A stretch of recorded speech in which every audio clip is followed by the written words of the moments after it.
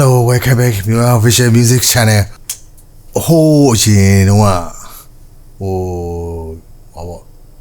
the chili to the joy thing is in Peter. Look, I know the cover of you, the damage or the online mama. Jenny, your day to pay the honor, respect, tab your lilies as a king mere to the days at the she to the chin, the poco, let you know, review of food. I have the future things would have it. My future things would have it. The what?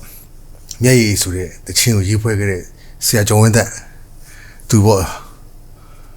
To go to review loma. Do you have the chilbo to review loma? I don't remember the chin, blue, devious or the chill, shape, no. I the draw, I do the YouTube, I draw, Matong, I don't draw. YouTube, my dear channel, Tommy, Mato, the Giro Genie, Lila, Facebook, my jaro. Do I think any period to a 10 at the Chile? I should do what? Or do I? Or Toro John Damo, Toro John the Xiao, and to Mali sit the Kruma, the care. I merely see the Kruma, then to pour a pounding aluminum. Bija Tija, Dr. Saja, Joe, to a Arichima, to a Wawa, the child, down it, Judy Jar, Niama, to a Johnny Rojaro, Luane, and Luano, to a the Gajini, to the Gajini elevation, no, a John the Keruma, the Pioja Bajara, to a the TTR, he put her, the chili, Pipia de Bobia, I would blow Pipia de Rusuro.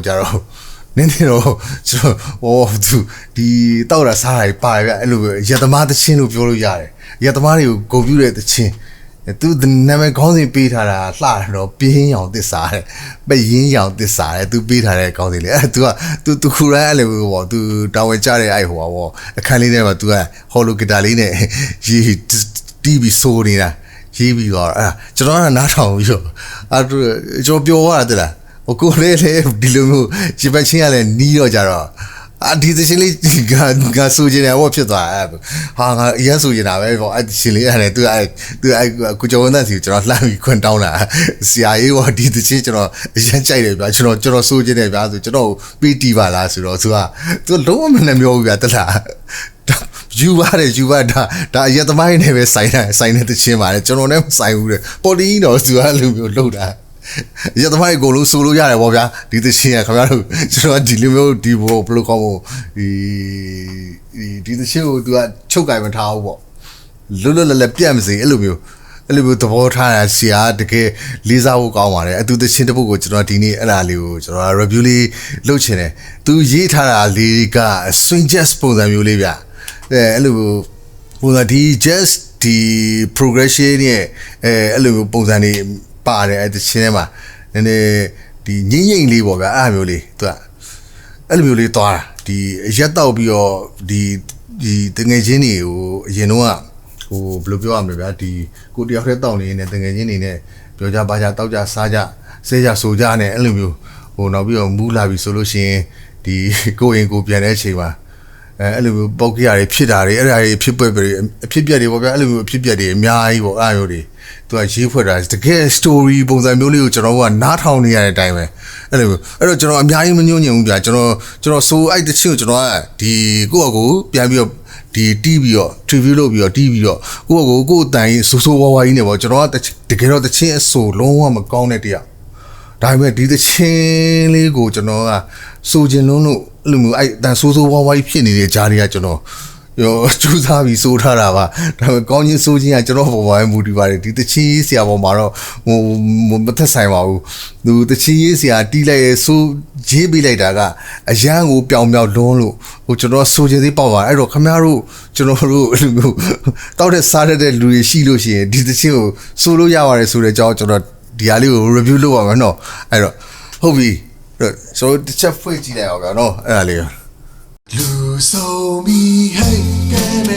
suene la cha, the clay tree, Quessia, my same country, they don't change, oh, Oha, do all so do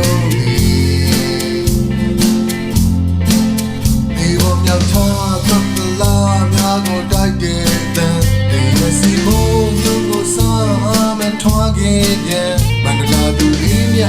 Inga jay ha tayla Numa na nide Quadro Yesa sa me You know Haya shao Ma pyone Luti na tiyo maha Yo ma ne bo sai lu le Luchi ne kwe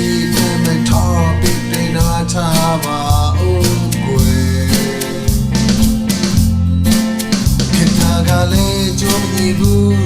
Piaga mapa so bien dole something ready sadaga mia uba pile doku ngachi ga kwilo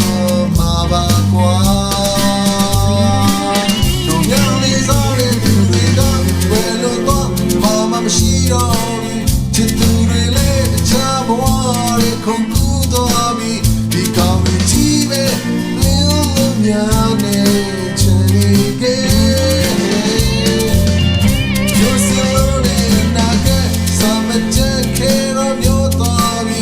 Apima le chui buwaga ba melody Ki gong ti be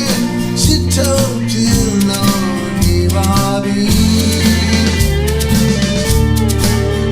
Tama muro kami muba numeli Nono aja no nyane demi hey Sange bote tungo ba no sanan kwe pienzo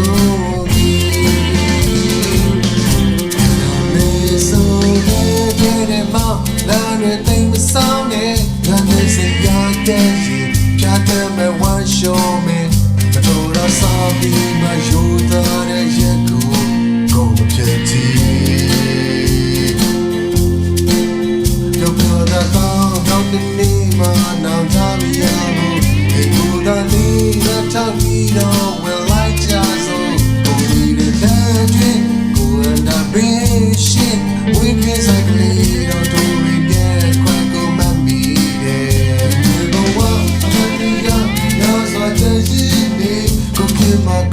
to Sadiane ko shi jamzi Etene doka no doka ma baby show me Amiti yana popo ni ta chodri Belu bela chumsi jan kwen kum se da be Mandala tu liya ni mama yabu Jonyani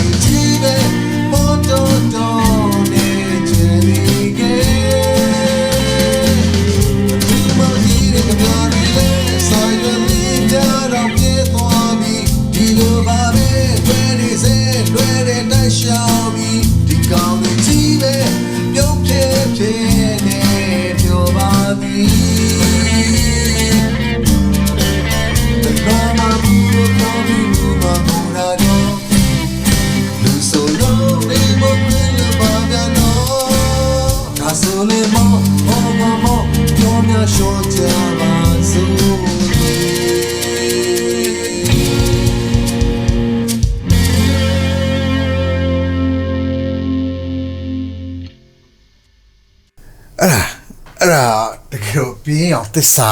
ဆိုရနာမည်ကိုလှလှလေးပေးလိုက်တာ तू ကဒီစီကကိုကျောင်းတဲ့လေတယ်နော်ဒီရသမားတွေရဲ့ချစ်ခင်ကိုလေးစားမြတ်နိုးမှု तू ကဟိုတိုင်ငံလုံးကရသမားရဲ့ချစ်ခင်လေးစားမြတ်နိုးမှု तू ကဆွဲသိမ့်ပြီးတော့ဘလို့ကောင်းတိတ်ကြုံပြီးဆွဲယူလိုက်တာအဲ့လိုမျိုးပြောလို့ရတယ်ဗျာကျွန်တော်သဘောကျပါတယ်ချစ်အဲ့တော့ तू ကဘလို့ core progression ကိုတဲသွားတယ်ဆိုလို့ရှိရင်ကိုတခုတော့ကြိုးပြောထားရတော့ဒါဒီအကျန်းအမှန် music ကောဘာဝကျွန်တော်ကဒီ hollow တလိုင်းတော့ပြီးတော့ draw ကျွန်တော် program စီလိုက်တယ်စီပြီးတော့ drum line ဝင်တယ်တော့ပြီး bass တီးလိုက်တယ် bass ကိုလည်း program နဲ့စီလိုက်တယ်အဲ့ဒါမျိုးပေါ့ဂီတာတွေဘာညာတော့ကျွန်တော်လူနဲ့ပဲကိုယ်တိုင်တီးလိုက်တာပါတီးပြီးတော့ကိုယ်တိုင်ဆိုလိုက်တယ်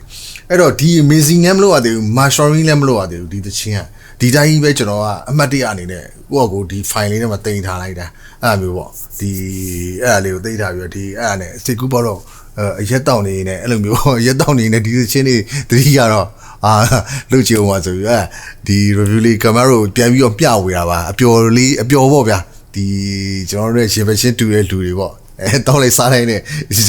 ညင်းလိုက်ခုံလိုက်တယ်ဗျာအဲ့လိုပေါ့တကယ်အရက်ဝိုင်းမှာညင်းလိုက်ခုံလိုက်တောက်လိုက်စားလိုက်နဲ့စကားပြောတာအဆင်မပြေလို့ရှိရင်ထားပြီးတော့ပေါက်ခွဲပေါ်အဲ့လိုမျိုးတွေပေါ့အဲ့လိုမျိုးလေးအဲ့တော့ကျွန်တော်က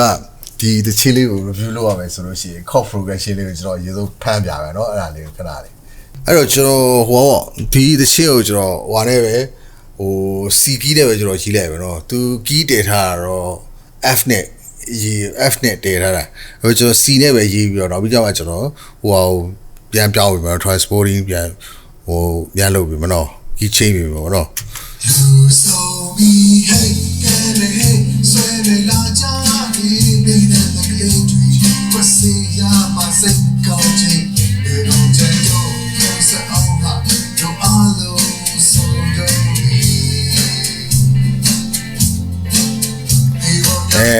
အဲ့ဒီ chord progression တခုပြီးသွားပြီသူကအဲ့တော့ကျွန်တော်ကဒီက chord ဘယ်လိုဖြစ်သွားအောင်1ဒီကောင်5 chord เนาะဒီကောင်4ဒီကောင်5ဒီကောင်4 chord ဖြစ်သွားတယ်1 4 5 1ဆိုပြီးတော့အဲ့လိုမျိုးသွားတယ် chord progression တော့ရိုးရိုးလေးပဲเนาะရိုးရိုးလေးပဲအဲ့တော့ F နဲ့တယ်ပဲဆိုလို့ရှိရင် key F နဲ့ဆိုလို့ရှိရင်ဒါ key C F နဲ့ဆိုလို့ရှိရင်ဒီကောင် C ဖြစ်သွားမယ် F C 5 chord C ဖြစ်သွားမယ်နောက်ပြီး4 chord ကသူက B flat ဖြစ်သွားမယ်နော်နောက်ပြီးတော့ home key ကိုပြောင်းဝင်လာဆို F အဲ့လိုမျိုးပြန်ချိန်သွားမယ်ကျွန်တော်တို့ကနော်အဲ့လိုမျိုးပြန်ချိန်သွားတော့ဗျာဒုတိယပိုက်ကျတော့ပြောင်းသွားတယ်တစ်ချက်ကြည့်အောင်ကျွန်တော်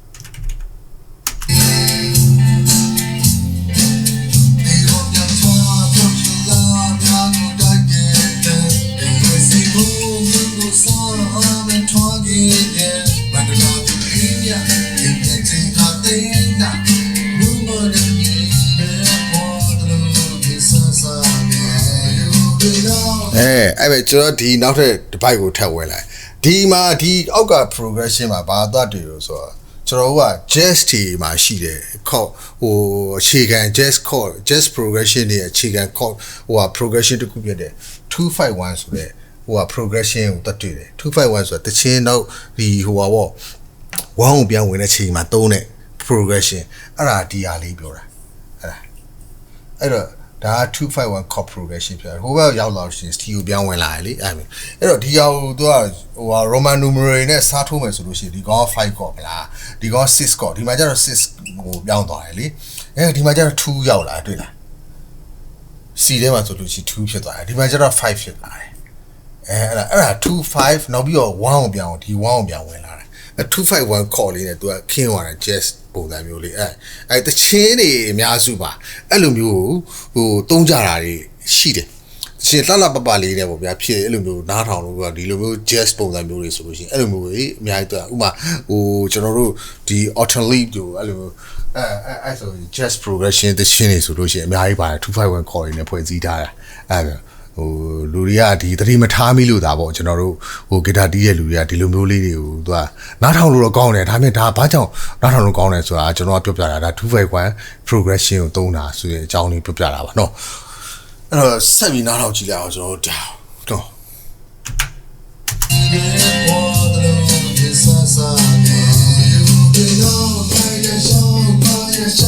နောက်တစ်ခေါက်ဒီတိုင်းပဲ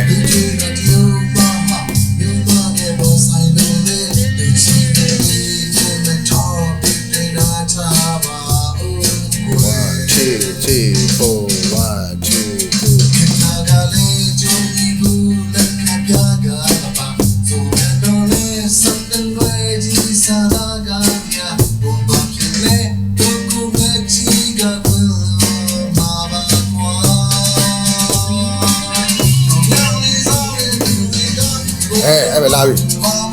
အဲ့ဒိုးများလေးစားတဲ့လူတွေကဆိုသူဒီ chorus ကိုရောက်လာပြီအဲ့တော့ဒါလေးတစ်ချက်ဖြတ်လိုက်မယ်နော်ကျွန်တော် chorus ကိုသူဘယ်လိုရေးသွားလဲကြည့်အောင်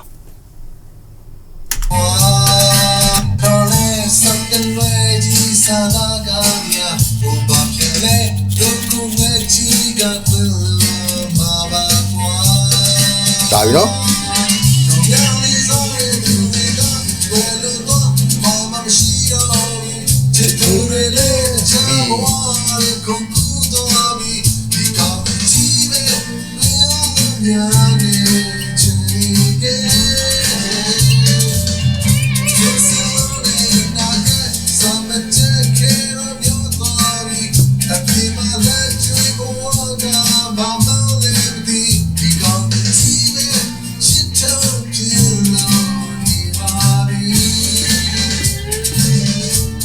အဲ့ဒီမှာသူက chord progression လေးသူက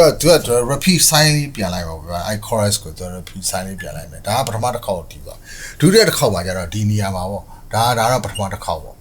နော်အဲ့နေရာလေးတစ်ချက်ပြန်တာထောင်းတော့ကြည့်လိုက်အဲ့နေရာအဲ့ chord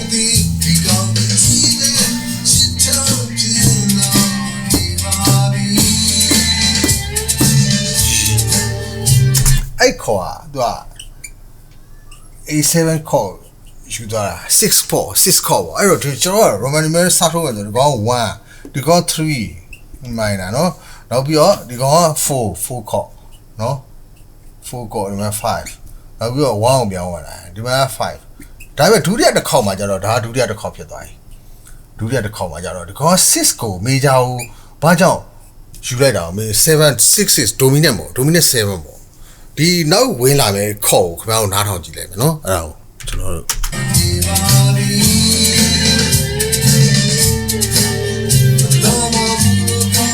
အဲ့မဲ့သူကဒီဟိုထူးကောဝင်လာနောက်လာမယ်ခေါ်ကြတော့အဲ့တော့ထူးကောဝင်ကျွန်တော်တစ်ချက်အကုန်ရေးလိုက်မယ်နော်အဲ့ဒါလေးကိုခဏလေးအဲ့တော့ကျွန်တော်ဒီအဲ့ chord progression ရေးလိုက်မယ်နော်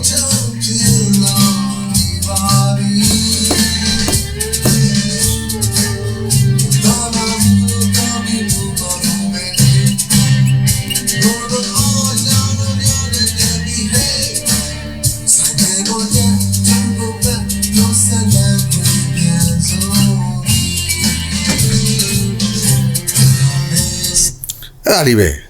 နော်တစ်ချက်ပြန်လာတော့ကြည့်တယ်အဲ့ဒါလေးကိုနော်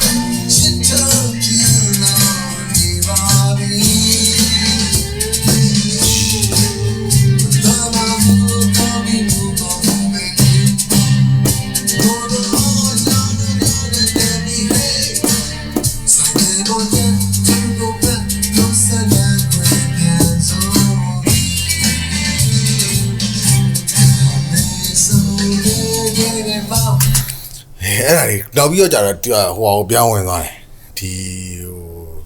home 1နဲ့ home key တွေကိုပြောင်းဝင်သွားတယ်နော်အဲ့တော့ဒီပဲပြောချင်တာကကျွန်တော်အဲ့ဒါဒီဒီ6ကိုအမှန်ဆိုလို့ရှိရင် C တွေကဒီကောင်က6 chord က minor ဖြစ်ရမှာဒါပေမဲ့ तू က dominant 7 chord ကိုခံထားရတယ်ဘာကြောင့်ခံတာလဲဆိုတော့ तू နောက်ဝင်လာမယ် chord ဒီ minor ဝင်လာတော့2 chord ဝင်လာတယ်အဲ့ D နဲ့ A နဲ့ဆိုတာက तू ကsecondary dominant အနေနဲ့ तू ကသုံးလိုက်တာအဲ့ A7 ကို तू ကအဲ့ secondary dominant လို့ခေါ်တယ် तू က just progression တွေမှာအများနဲ့ပါတယ်အဲ့နေရာလေး तू ကတော့ဘာဖြစ်လို့ secondary dominant လို့ပြောလို့ရလဲဆိုတော့ D ရဲ့5 chord က A ဟုတ်တယ်မလား A major chord အဲ့ကြောင့်ဒီကောင်ဒီ C ထဲမှာဟာကိုဒီကောင်ကdominant chord ပြောင်းတော့ A7 ပြောင်းပြီးတော့ D minor ဝင်တာအရန်လေးပြပြဖြစ်သွားအောင်လို့အဲ့ဒါကြောင့်သချင်းတွေကအရန်ပြဖြစ်သွားအောင်လို့သွားတာအဲ့ဒါမျိုးလေးနော်အဲ့တော့နောက်တစ်ခုကျွန်တော်ကဒီမှာထပ်ပြီးတော့ဒီ E7 ကိုတွေ့ပါပြီဒီနားလေးမှာအဲ့နေရာလေးတစ်ချက်ပါ E7 ကိုတွေ့လိုက်တယ်ပတ်ဆိုပြီးအဲ့ E7 ကလည်းသူကဒီ A ရဲ့5 chord ကဘာဖြစ်လို့ E အမှန်ဆို E7 E က minor ဖြစ်ရမှာဒီ key C ထဲမှာဆိုလို့ရှိရင်3 chord ခေါ်တာ minor ဖြစ်ရမှာဒါပေမဲ့ तू ကdominant 7လောက်ထားတယ်အဲ့ဒါလည်းဒီနောက်ကဒီ A ကိုဝင်ဖို့အတွက်ထပ်ပြီးတော့ secondary dominant ခံတာအဲ့ဒီ secondary dominant ထပ်ပြီးတော့ဒီကောင်ဒီ D ကိုဝင်ဖို့အတွက်ထပ်ပြီးခံတာအဲ့လိုမျိုးအရန်လှတာအဲ့ progression လေးကအဲ့ဒါလေးအဲ့နေရာလေးကိုကျွန်တော်အရန်သဘောကျတာသူကနားထောင်ကြည့်လိုက်ကျွန်တော်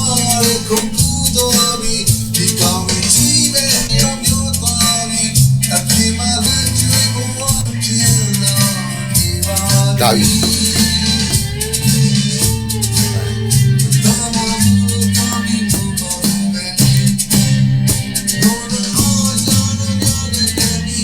ဒါရဲ့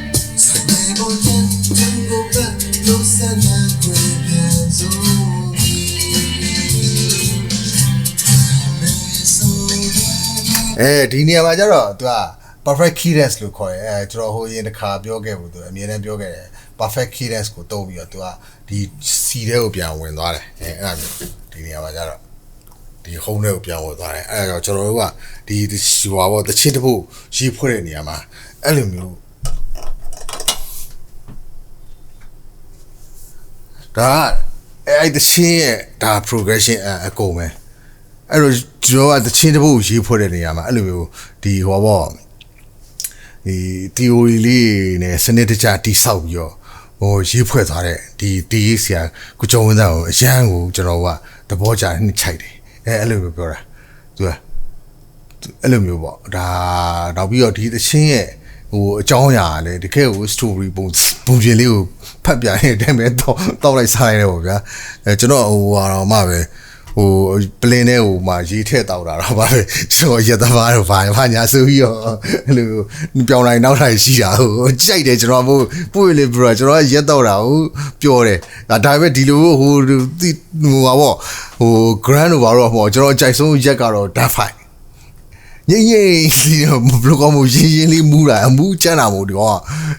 ပကစီတွေအတိုင်းပဲတခါလေးအဲ့ဒါကြောင့်ကျွန်တော်အဲ့ dark fight ကိုအရန်ကိုအသေးဆွဲအဲ့ dark fight တွေအတူတွေပေါ့ဗျာကျွန်တော်စိတ်ညစ်တယ်အတူတွေပေါ့ကြတော့ခုနောက်ပိုင်းမတောက်ဖြစ်တာများတယ်အဲ့အတူတွေကိုကျွန်တော်မတောက်ချင်ဘူးအမှန်တိုင်းပြောရရင်ပတ်စံဘလောကမို့5 6တောင်းပေးပြီးတော့အတူတော့ကျွန်တော်ဝယ်မတောက်ချင်ဘူးဗျာ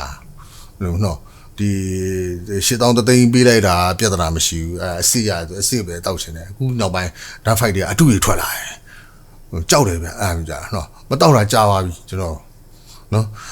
ခုအဲ့ဒါလေးကအဲ့တချင်းလေးကအဲ့တိုင်းလေးဒီတီးဆရာကိုကျော်ဝင်းသားကိုကျွန်တော်ကဂုံပြူတဲ့အနေနဲ့ပေါ့အဲ့ဒါသူ့ကိုလည်းသတိရသွားလို့အဲ့လိုမျိုးဟိုခုတချင်းလေးနဲ့ခုကကျွန်တော်စိုးထားတာပါအဲ့တော့ကြိုက်တဲ့လူစိုးလို့ရတယ်သူကလည်းခွင့်ပေးပြီးသားဒါကျွန်တော်နဲ့မဆိုင်ဘူးတဲ့အဲ့တချင်းကကျွန်တော်နဲ့မဆိုင်တော့ဘူးတဲ့သူတချင်းကိုယ်ပိုင်တချင်းမဟုတ်တော့ဘူးတဲ့ဒါကျွန်တော်တို့ဒီဟိုရမကလူလင်တွေအတွက်တသက်သူတို့ဆိုခြင်းသူဆိုလို့ရတယ်တဲ့ဒီတချင်းကိုတဲ့ရမကလူလင်တွေအတွက်သူကရေးပေးထားတာတဲ့အဲ့ဒါမျိုးပေါ့သူကမန်လေးမှာတော့သူကတော်နာမည်ကြီးတယ်ဒီတချင်းသူတို့ចောင်းဟိုပရောဝင်မှာပေါ့အဲ့ဒါမျိုးပေါ့နော်ဟုတ်ကဲ့အဲ့တော့ကျေးဇူးတင်ပါတယ်လို့ဒီဟာလေးကျွန်တော်ရဲ့ဒီ review လေးကိုကြည့်ရှုပေးတယ်ကျွန်တော်ရဲ့တငယ်ချင်းတွေကိုလည်းဘယ်လိုခေါ်မလဲလေးစားပါတယ်လို့ချစ်လက်ချစ်ပါတယ်နောက်ပြီးတော့ဒီသချင်းကိုယူဖွဲ့ခဲ့တဲ့ဒီဆရာကိုကျော်ဝင်းသားကိုလည်းကျွန်တော်ဒီကနေပြီးတော့ချီယာလူဟောတိုက်ပြီးတော့ဟောကူလောဆယ်တော့ကျွန်တော်စီမှာတောက်ဆရာမရှိဘူးเนาะအဲ့တော့ဒီဟာဒီ online ပေါ်ကနေပဲကျွန်တော်ချီယာလုပ်လိုက်တယ်ဗျာဟုတ်ကဲ့အားလုံးပဲ bye bye